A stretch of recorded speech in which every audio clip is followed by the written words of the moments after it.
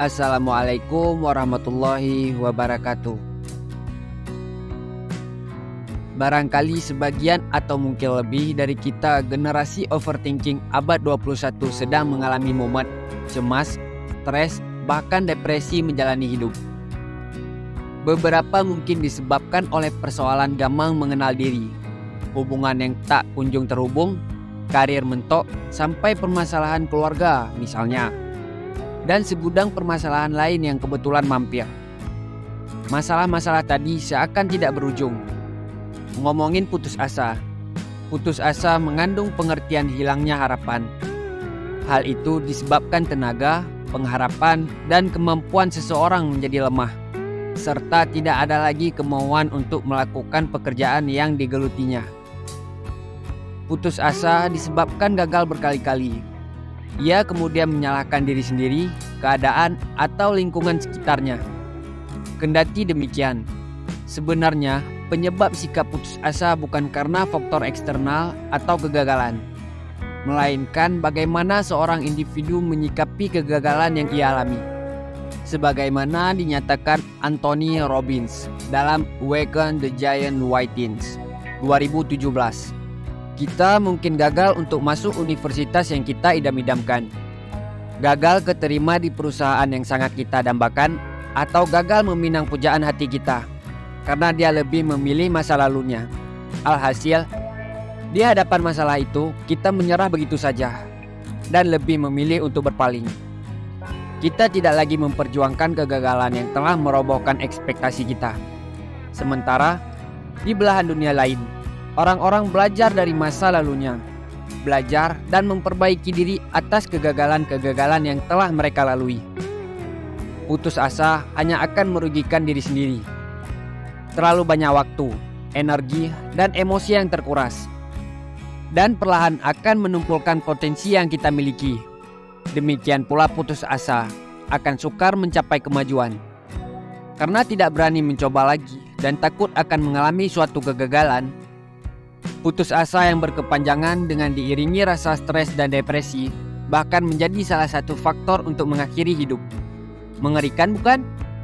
Lebih jauh ngomongin putus asa, Islam telah mengimbau agar seorang muslim menghindarinya, karena sifat ini merupakan salah satu sifat tercela.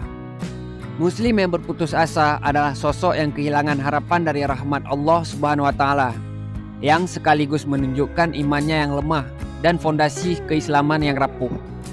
Lantas, bagaimana menghadapinya?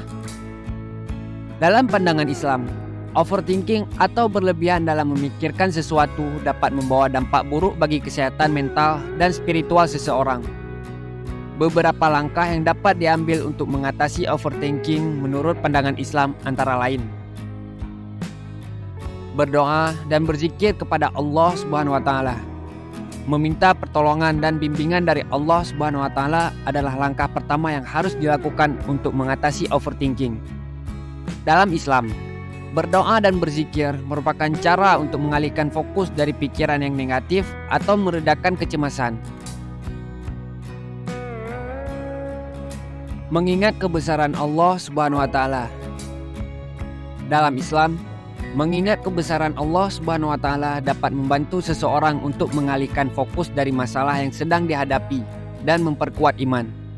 Sebagai contoh, memperbanyak membaca Al-Quran dan berzikir dengan kalimat-kalimat yang mengingatkan kebesaran Allah Subhanahu wa Ta'ala seperti Subhanallah dan Alhamdulillah. Berolahraga secara teratur.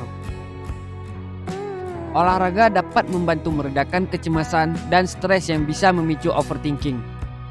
Islam mendorong umatnya untuk menjaga kesehatan jasmani dan rohani agar bisa beribadah dengan lebih baik. Menghindari pemikiran yang berlebihan. Islam mengajarkan bahwa seseorang harus bersikap tawakal dan menghindari pemikiran yang berlebihan atau khawatir yang berlebihan tentang masa depan. Sebagai gantinya, seseorang harus tetap berusaha dan berdoa kepada Allah Subhanahu wa Ta'ala untuk meminta kemudahan dan keberhasilan. Berbicara dengan orang yang dipercaya. Islam mendorong umatnya untuk saling mendukung dan berbicara dengan orang yang dipercaya ketika menghadapi masalah. Dengan berbicara dan membagikan masalah yang sedang dihadapi, seseorang dapat meredakan beban pikiran dan mencari solusi yang lebih baik. Semua langkah di atas dapat membantu seseorang untuk mengatasi overthinking dan meningkatkan kesehatan mental serta spiritualnya.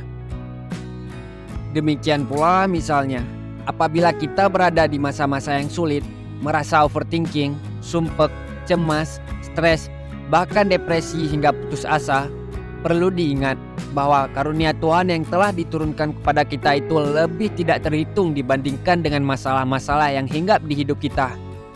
Terlebih dengan harapan-harapan kita di masa mendatang.